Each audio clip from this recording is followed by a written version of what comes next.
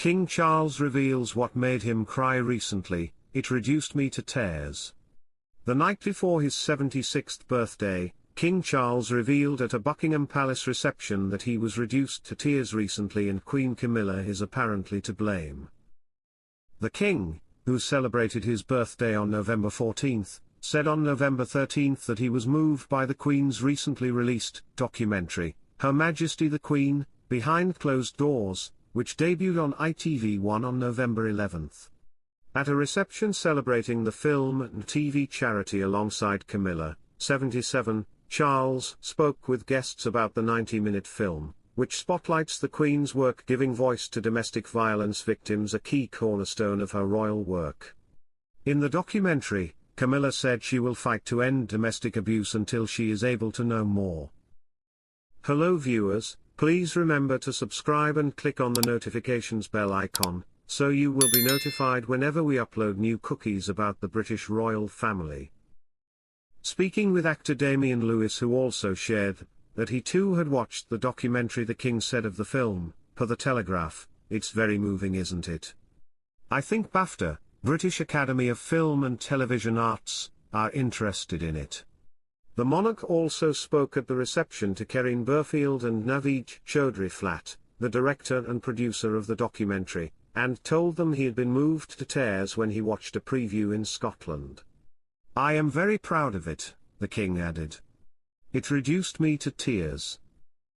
Queen Camilla with Damian Lewis during a reception to mark the centenary of the film and TV charity, at Buckingham Palace on November 13, 2024 in London, England.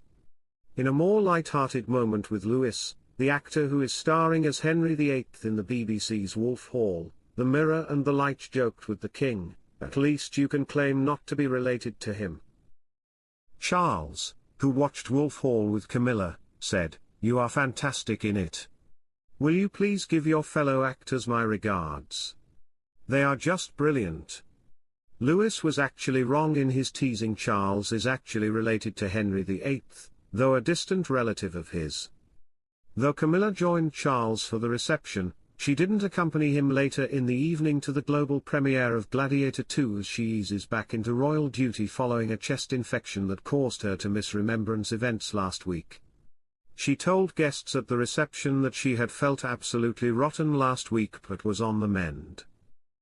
The film and TV charity, of which the King is patron, supports the well-being of those who work behind the scenes in the industry, and is celebrating its centenary year. Prince Edward and the Duke and Duchess of Gloucester also attended the reception alongside the King and Queen, and the King took over the patronage from his late mother, Queen Elizabeth, who held the role from 1952 until her death in 2022. Elsewhere at the reception, the monarch asked actor Joseph Fiennes for recommendations on what to watch. After he was told he should tune into box sets, Charles replied, "The trouble is, there are some good ones and some not so good ones," according to The Telegraph. King Charles' explanation for not allowing Meghan Markle to travel to Balmoral on day of Queen's death. King Charles decided not to allow Meghan Markle to travel to Balmoral on the day of the late Queen's death, and it seems Princess Kate helped placate the awkward situation. According to royal author Rob Jobson, Charles told his second son Harry on the phone that Meghan should remain in London rather than accompany him to Scotland. Prince Harry had decided to travel separately from his brother and the other senior royal family members, Jobson wrote. He took a private jet to Scotland, not getting there until just before 8 p.m. Close sources said he had elected not to fly with his brother and uncles after a disagreement over Meghan not being allowed to join him. It emerged that when he insisted that his wife accompany him to Balmoral during a phone call with his father, Charles told him she could not come. Indeed, Harry himself recalled his father's phone call in his tell-all memoir Spare, writing, "He said I was welcome at Balmoral, but he didn't want her." He started to lay out his reason, which was nonsensical and disrespectful, and I wasn't having it. Harry said he retorted firmly to his father's comments about Meghan, saying, "Don't ever speak about my wife that way," he stammered, apologetic, saying he simply didn't want a lot of people around. No other wives were coming, Kate wasn't coming, he said, therefore Meg shouldn't. Then that's all you needed to say. Princess Kate had already decided not to travel to Scotland with Prince William. He instead flew to Balmoral with his uncles Prince Andrew and Prince Edward, and Duchess Sophie. Kate's absence came as a surprise. She had forged a strong relationship with the Queen, and it was initially speculated that Charles might have played a part in her decision to stay at home. Not so, according to royal author Robert Hardman, who examined the final days of the Queen's life in his book, Charles III, New King, New Court. The Inside Story. He revealed that Kate herself made the difficult decision to stay at home to be with her 3 children, Prince George, Princess Charlotte, and Prince Louis. The royal youngsters had their first day at their new school, Lambrook, on September 8, and Kate thought it was important for her to be there to support them.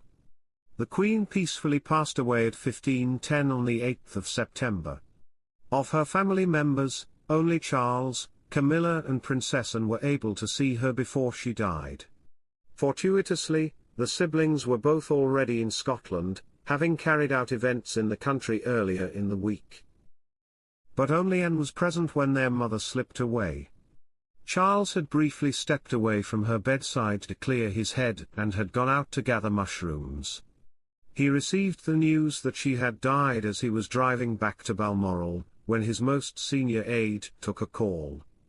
Charles pulled over and was addressed for the first time as Your Majesty, signaling he was now king. The King's night out at the premiere came on the eve of his 76th birthday, but it was business as usual for His Majesty. On Thursday, Charles opened the first 2 coronation food hubs, in person at Deptford in southeast London and virtually in Knowsley in Merseyside. The King was presented with a homemade birthday card by a group of schoolchildren who also sang to him.